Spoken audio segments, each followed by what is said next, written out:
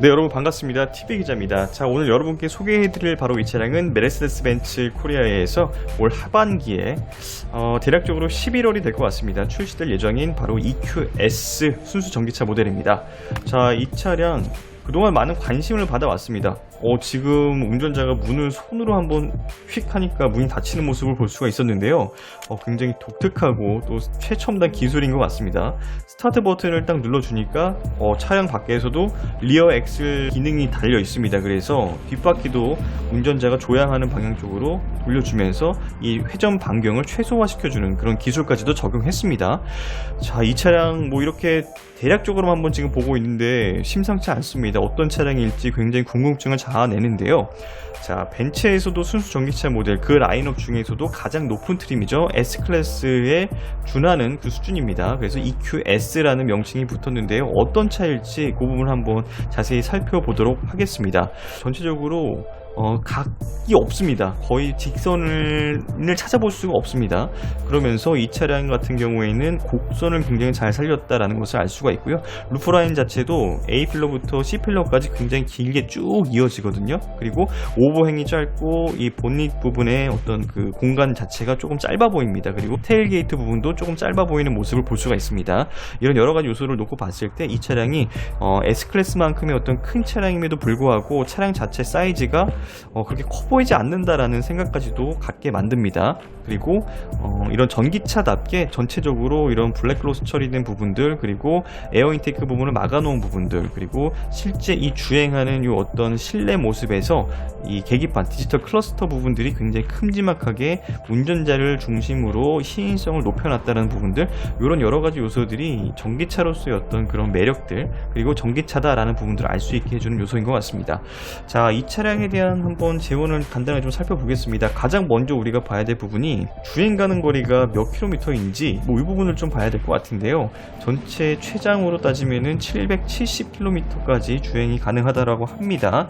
그리고 우리나라에 이제 들어올 모델은 245kW 출력의 EQS 450 플러스하고 또 385kW 출력의 EQS 580 포매틱, 이 두 가지 모델이 먼저 선을 보일 예정이라고 합니다. 외관에서 한번 살펴보면은 지금 보이시죠? 필라멘트처럼 생긴 저 브레이크 LED, 그리고 가운데로 길게 이어져 있는 저 브레이크 LED 라인. 자, 그리고 전면에 봤을 때에는 전면부에 그 LED와 그 다음에 주간 주행등이 라디에이터 그릴 위쪽으로 쭉 연결되는 부분들, 이런 부분들이 기존에 있는 그 메르세데스 벤츠의 그런 디자인 요소는 아니거든요. 그런데 그런 부분들을 굉장히 독특하게 잘 살렸다. 그리고 전기차로서의 어떤 특징들을 나타내주고 있다라고 볼 수가 있겠습니다. 방금 실내 모습을 보셔서 아시겠지만 굉장히 디지털 스크린 전원 자체들이 굉장히 큽니다. 앰비언스 하이퍼 스크린을 선택 사양으로 장착을 할 수 있다라고 합니다. 그러면서 전체 계기판 패널이 하나의 궁극적인 그런 와이드 스크린이 되는 그런 모습을 나타내주고 있는데요. 운전석과 또 실내 전체의 그 시각적인 미감, 이런 부분들까지도 완성을 한다라고 볼 수가 있겠습니다. 그리고 이 디스플레이 자체가 이 주변으로는 이 앰비언트 라이트가 굉장히 또 여러 가지 색상으로 들어오게 되는데, 지금 이 차량에는 붉은색 아니죠. 보통 붉은색을 많이 쓰는데 전기차니까 푸른색으로 잘 테두리를 둘러놨다라고 볼 수가 있을 것 같습니다. 자, 이 전체적인 차량의 어떤 파워트레인을 한번 살펴보면 107.8kWh의 배터리가 탑재가 된다고 합니다. 그러면서 최대 385kW의 출력을 발휘할 수가 있고요. 1회 충전, 최대 충전한다면 아까 말씀드렸던 것처럼 770km의 주행 가는 거리가 제공이 됩니다. 700km가 넘는다는 거는 굉장히 뛰어난 주행 가는 거리잖아요. 보통 서울에서 부산까지 500km니까 서울에서 부산까지를 여유있게 갔다가 한 대전까지는 그래도 여유있게 올라올 수 있는 그 정도의 주행 가는 걸 나타내주고 있다라고 볼 수가 있습니다. 자, 그리고 전 세계 양산 차량 중에서 가장 뛰어난 공기 저항 계수가 가능해졌다고 합니다. 자, 이 차량 전체적인 모습만 보더라도 이렇게 공기 저항 계수를 굉장히 높일 수 있는 공기 역학적인 모습으로 되어 있죠. 곡선을 굉장히 잘 살렸고요. 유선형의 어떤 모습들, 그러면서 공기 저항 계수를 낮췄다. 이런 부분들은 잘 살펴볼 수가 있는 요소입니다. 자, 디자인 외관부터 한번 살펴보겠습니다. 앞모습을 살펴보면은 이렇게 라디에이터 그릴은 블랙 글로스 처리가 돼가지고 인테이크를 막아놨고요.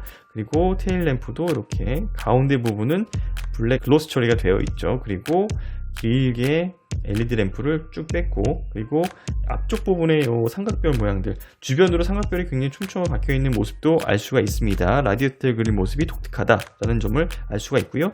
또 이 휠 자체도 멀티 스포크로 되어 있고요. 답답한 느낌 없습니다. 그냥 시원시원하게 잘 뚫어놨습니다. 아까 말씀드렸던 저 필라멘트 모양, 저 테일게이트, 요것도 굉장히 독특한데요. 보는 각도에 따라서 색다른 그런 개성을 잘 표현해주고 있습니다.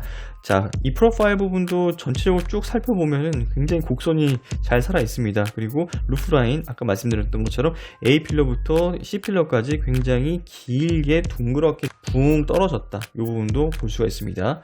자, 브레이크 라인 독특하게 들어오죠. 동글동글동글 이렇게 돌아가는 모습인 걸 확인할 수가 있고요. 또 이 도어 캐치 같은 경우는 이렇게 매립형으로 되어 있다가 나오는, 그런 공기 저항 개수를 낮춰주는데도 어떻게 보면 큰 역할을 주겠죠. 그리고 MBUX 하이퍼 스크린이 적용된 앞모습 볼 수가 있습니다. 전체적으로 세련되고 모던한 느낌을 준다라는 걸 알 수가 있고요. 센터 페시아 부분도 굉장히 상단으로 올라와 있습니다. 운전자 중심이다라고 볼 수가 있겠고, 연결되어 있습니다. 이렇게 인포테인먼트 시스템 디지털 클러스터가 한 개로 연결되어 있는 큼직큼직한 모습을 볼 수가 있습니다.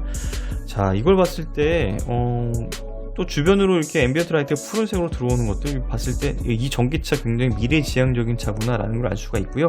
그리고 색상도 화이트 톤을 많이 쓰다 보니까 굉장히 모던한 느낌 주고 있지만 좀 차가운 이미지고요. 대신에 이거 좀 오래 타면은 이제 이거 세차할 때, 세척할 때 이런 거 어떻게 해야 되지? 실내 세차가 굉장히 고민이 되는 또 순간일 수도 있겠습니다.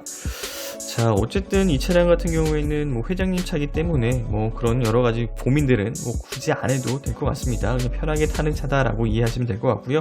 그런 만큼 뒷좌석에서도 공간이 굉장히 여유가 있었습니다. 뒷좌석을 아까 전에 봤을 때 이 모니터 양쪽 그 앞좌석 1열 뒤쪽으로는 모니터 패널이 이렇게 있고요. 위쪽으로는 머리 부분으로는 스피커가 또 이렇게 장착이 되어 있는 모습도 자세히 보시면 알 수가 있습니다. 뒷좌석 운전자들의 편의성, 편안함을 굉장히 강조했다라는 점을 알 수가 있습니다. 자, 주행하는 모습을 보면은 K5 뒷모습을 좀 말씀을 드렸었는데, 그 모습도 좀 보이는 것 같습니다. 그리고 차가 실제로 좀 봐야겠지만 전체적인 느낌이 굉장히 커 보이지가 않아요. S클래스의 그런 좀 크기가 아닌 것 같다라는 생각도 드는데, 어쨌든 그런 부분들은 조금 차를 작게 보이게 만드는 그런 요소가 있을 거다라는 부분이 딱 먼저 생각이 되고요. 포르쉐 타이칸이 좀 떠오르거든요. 뒷모습의 어떤 그 엉덩이 부분, 볼륨감이 비슷하다라는 생각이 듭니다. EQS는 레벨 3 수준의 자율주행을 구현했다고 합니다. 그러면서 독일에서는 EQS 선택 사양으로 드라이브 파일럿 기능이 제공이 된다고 합니다. 그래서 교통량이 많거나 또 혼잡한 상황에서 최대 시속 60km까지 부분 자율주행이 가능하다라는 점을 설명하고 있습니다. 레벨 4 자동 발렛 주차가 가능한 그런 인텔리전트 파크 파일럿 기능도 탑재를 했다고 합니다. 우리나라에서 만약 법률 허용한다라고 하면은 이 기능도 장착된 차량이 들어올 거다라고 생각이 됩니다. 굉장히 또 심플한 그리고 스마트한 기능들을 많이 넣을 것으로 예상이 되고 있습니다. 자, 충전도 하나 좀 챙겨봐야 될 부분이겠죠. 급속 충전기로 충전할 때에는 200kW까지 받을 수가 있습니다. 그리고 이 경우에는 15분 만에 최대 300km를 주행할 수 있는 수준의 충전이 가능하다라는 점도 우리가 눈여겨봐야 될 부분인 것 같습니다.